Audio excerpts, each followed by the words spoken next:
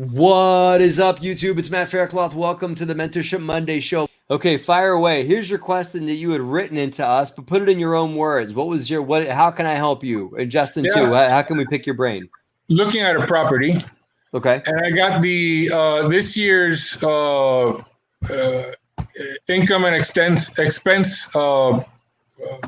sheet. Okay.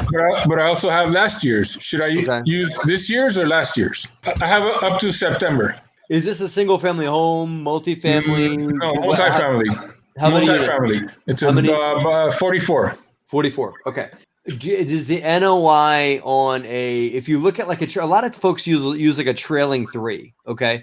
Like 3 months back. So if you're September, you could look at September, August, and July. If you want a real idea of performance, and probably what it's going to do for you is to look at July, August, September on financial performance, make a judgment on value, and then say, okay, let's just say NOI on a 44 unit, you're probably looking at an NOI of somewhere around like 19,000 a month, right? Am I right? Okay. Hey, I'm pretty good guess, huh? So take it there and then extrapolate that back. Do you know how to do you have the data in Excel? Yeah. Okay. Draw a chart of it. Okay. I take like graphically display it. If you can highlight it all, Excel should be able to do like the months on the x-axis and NOI on the y-axis, and just draw like a line chart. You want to look to see what NOI is where NOI is trending, right? So are we trending this way? Are we trending this way? Are we just flatlining? Have you done this already, or not yet? No, I haven't. Okay. I have it in Excel, but I haven't done that. Okay. And then bottom line, I mean, this is all negotiation. You're trying to determine your offer price, correct? Yes. Okay. You gotta. I hate to be like this, or say about working the numbers one way or another, but you got to make the data work for you. And if you want to get the best deal, then you got to look at the numbers a couple different ways. Here are some ways that you could present the numbers to the seller to say, hey, listen, this is how I evaluate. If they had a low couple of months, if they had a COVID couple of months, look at how COVID affected the property. Forgetting about value for a second, say, okay, you used to be at 20,000 a month in NOI, and now you're at 17, and so I'm seeing a $3,000 a month drop on NOI, and I'm attributing that to COVID. You didn't see that. That's good to know. You want to kind of find out which scenario works best for you. I've seen folks value properties on trailing 12. So if you go back 12 months, that's going to bake COVID into it. Okay. Does that come up with an average NOI of less than 18,000 a month? No. Okay. Above 18? Yeah, 19 and change. All right. Does a trailing 3 give you what's the trailing 3 give you? Like just the last 3 months? Yeah, just about around 19 each. So it sounds like they're pretty stable at 19. Yeah, and a lot of the units are Section 8. Yeah, they're small units. Okay. I wouldn't put a very low cap rate on that if I were you, given Section 8, because here's why. You can't really push Section 8 rent. You can't go and say, okay, I'm going to do some value add and increase these rents by $150. Justin, come on in. And increase these rents by $150. Justin and I do a lot of big value add stuff where we're buying property. We just bought it. The deal we just did in North Carolina, we bought it, and he's got stuff that was producing $549 a door. And he did some light reno to it, and he's getting us $650 a door, and even $700 to do it, $750 a door on the same units. You probably on Section 8 can't do that because, right? Am I right? Or I'm not sure because, and this is a question for you. Can I from what I understand, you can have Section 8 pay part of the rent and the tenant pay the other part. It has to go through the whole process, and your unit cannot be leased for more than market rate. So you can't say, like, let's say Section 8 approves them for $600, and really they could pay $400. Like, you can't set it at $1,000 if that's not market rate, right? No, but I mean, follow that. And I know the HUD has established rates that they pay. Yeah. So. I mean, from what I understand, HUD pays, say, if it's 600, the HUD pays 300 and the tenant pays 300. It does. So the way that it works is HUD's going to look at the market that you're in and say, okay, we've done a lot of work in Trenton, and right, so HUD will look at Trenton and say, okay, a 1-bedroom in Trenton, the average market rate for an affordable unit in Trenton is, I'll make up a number, $800 a month for a 1-bedroom, right? Mhm. So HUD will say, okay, we're going to pay $800 a month for a 1-bedroom. That does not mean that tenant can go out and rent a $1,500 unit, knowing they can get $1,500 from HUD, $800 from HUD, and they owe you another $7. Here's the problem with that, right? That tenant will no longer qualify for Section 8 if they have the means to pay you an extra $700, right? So what HUD will do is they'll look at it the other way. They're going to say, okay, market rent's $800, but we happen to know that Jane Smith, your applicant, has a job. Maybe she's working and not making a ton of money per hour, or maybe she's got a couple of kids, and so they're upping her cost basis, and they're going to say she has a job, so we're going to give her some supplemental towards that $800 rent, and the max you can charge her is $800, and we're going to give you $500, and Jane Smith's on the hook for $300. But the most you can charge is the market rent. You can't go above that. And so nothing's wrong with that. It's just that your ability to push rents heavy on a Section 8 heavy property is going to be on the low side. All I'm saying is that it's not a bad deal. I'm saying make sure that your cap rate bakes that in, and make sure that you're making the cash flow you want to make when you buy it. Because it's going to be hard for you to squeeze much more cash flow out of the property. Right. Mario, just going back to an earlier point, as far as what time period you're looking at for evaluating the numbers, it's great. It sounds like you have all of 2019's P&L number, which is great, and then you have 2020 through September. You said correct? Yeah. So the more data you can look at, the better. If you can chart the income and expenses against what their occupancy was, it's pretty much been full all the time. It's been full all the time. So then the variable then is expenses. How do the expenses change as you go through the year? Do the water bills spike in July because everybody's washing their cars or whatever, right? There's 1,000 things that could change. Heating, electric, depends on utilities, so you want to look seasonally. So if you're just looking at the, July, August, September, your numbers might be skewed because that's heavy summer months. Right. So you don't know what happens in January at this property. So the more complete picture you can look at, that's why we look at a T12. Generally, you want that 12 months of data.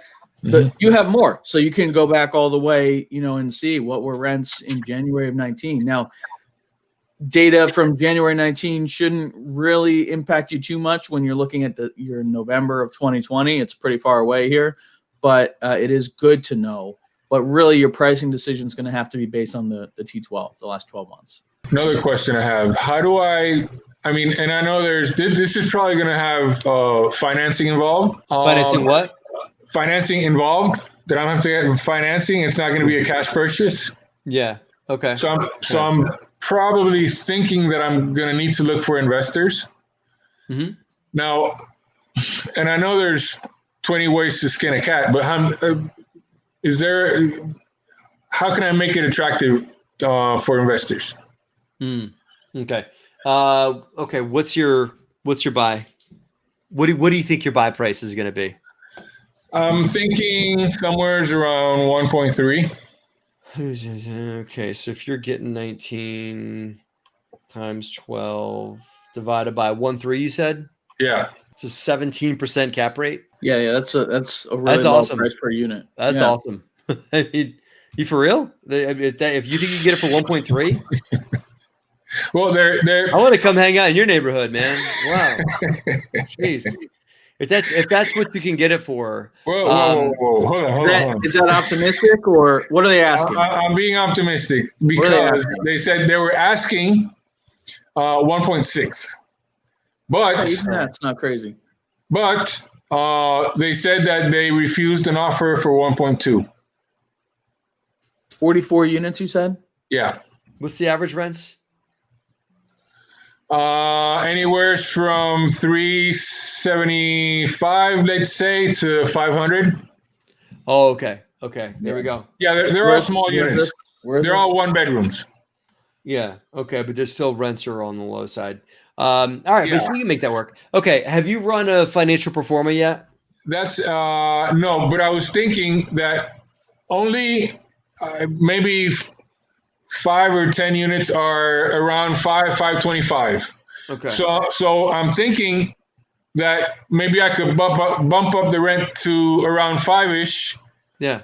for the rest of the units. Yeah. You should. That's what I'm thinking. My upside. Yeah, if a lot of them are Section 8, yeah. Here's what I would do. I would go out and pick up the software we use for underwriting deals is Michael Blanc's Syndicated Deal Analyzer, SDA, right? Yeah. Go pick that up. And then you're I have going to – okay, good. It's, as you know, it's Excel, right? So you can work it. You can add, cells to it. You can add math to it.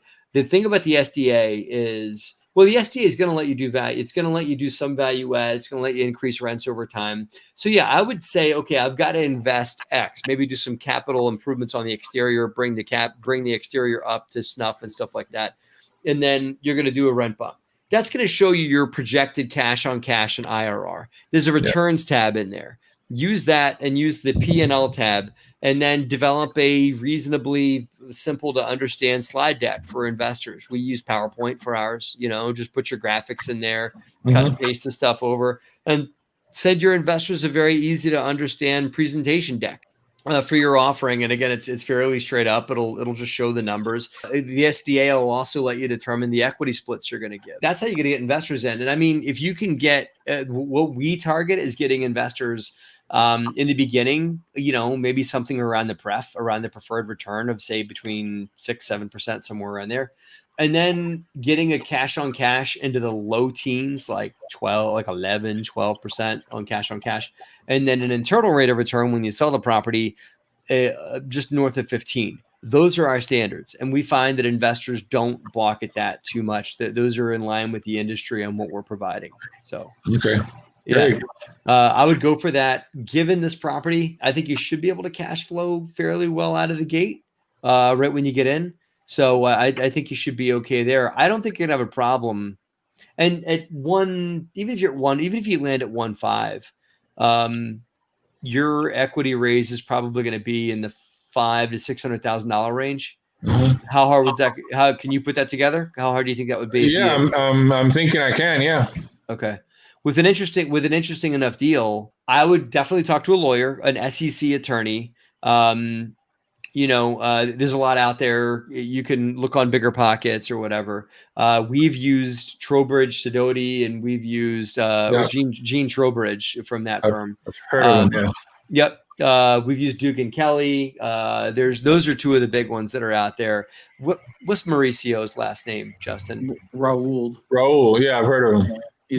Those are the big three that are in the space. Any of them, Gene Trowbridge, Duke and Kelly, or Mauricio, would be good places to start. This could cost you like $10,000 to do the legal. Yeah. But you can put that in your sort of a small deal capital wise if you're going to syndicate it. You might want to look into. I don't know what the breakdown of that 500 or so that you're going to bring in. If it's one or two guys, I might look into it, just a joint venture partnership. Yeah, I'm assuming you're going to go raise a lot. I'm assuming you're going to do a lot of small investors. But if you're going to do like 2 investors, you can just do JV. Yeah, that's what I was thinking. Which one? JV? We get the partners, yeah. JV? Okay. Yeah. The way you want to do that is each of your investors has to have some kind of a role in the company. Even if you're the main deciding factor and you have controlling interest, you want to have them have some kind of a role. That could be like, hey, you sit on a board with me, audit the books, be there for an advisory when I need you, whatever it is. Likely co-sign the mortgage if you've got folks with bigger checks. Yeah, so those are some ways you can get them involved. If they're signing off on the mortgage, then automatically they're going to be they're active in that. So if you just get the three of them, all three of you guys sign off on the mortgage on the property, that should be enough. And those would be equity partners. Yes, those would be equity partners. Yeah. I was even thinking maybe of debt partners. You could, as long as your lender's okay with that, right? No, I would just borrow the whole thing. If you're going to borrow, you put together like 1.5 million in equity? In loans from people, Mario? I'm sorry? If you had to, could you get enough people to loan you like 1.5 million? I could try. Right. Well, that's how because what I would do is just buy the whole place, just take the whole place down with private debt.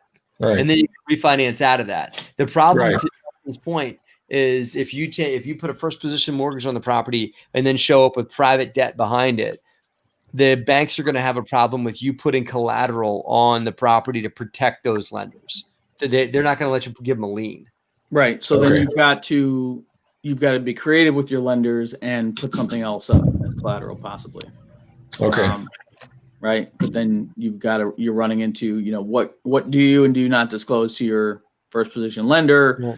And, you just got to be careful with all of that. You can form an LLC with them and still have them as equity. It's just they don't have any upside, meaning like they're just entitled to get 8, 9, 10% on, maybe you got to get a little more interest, 8, 9, 10% on their money on a monthly basis. And then there is no upside. So when you sell the property for more or whatever, or you refinance the property, all that's your equity. But a lawyer can help you structure all that. You can have no upside for them.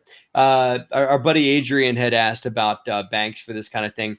For this size deal, I would go for a small community bank. So wherever the property is, I would go and find a small bank that's got like no more than 10 branches around in the area of the property. Or maybe a credit union? Credit union will do it. They may do it. Some credit unions are funny. They don't want to do business loans at all. Some credit unions have gotten beyond, credit unions are great at auto loans, home equity lines of credit, that kind of thing. Some credit unions have gotten beyond that and are doing business loans now too. So I would start with a credit union because their rates are going to be phenomenal. They're going to give you terms that a small community bank won't be able to give. If they can't do it, then go to ABC Bank that has small branches, not like the big five, the big fives that are across the country. Yeah. If their name's on the side of a stadium, they're probably too big. That's a good point. Fair point. Yeah. But Adrian, you're asking about less than 25% down? Probably not. Yeah. It's 25 to 30% down is the way of the world now. The days of 80% of 80% loan to value financing, I think, are gone for a while. Really? So yeah, I don't think you're gonna get it. I mean, maybe a credit union might give it to you. A credit union, if they are right there in the town, right near the property, they may give it to you. I would shop it. I'd tell them it's what you want. Ask them for it. That's what they say. Yeah, it doesn't hurt to ask. Yeah. Mario, we've given you a lot of options here, and I think the key is to run the numbers on a bunch of different ways. So if you go all debt, like what would your investors be willing to take as a return for that debt?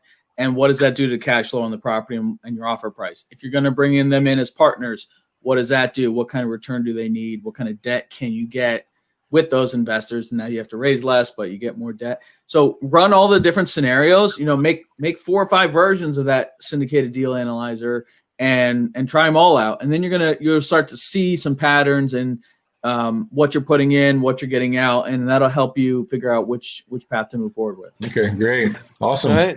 Thanks a lot. Appreciate it. Have a great profitable week.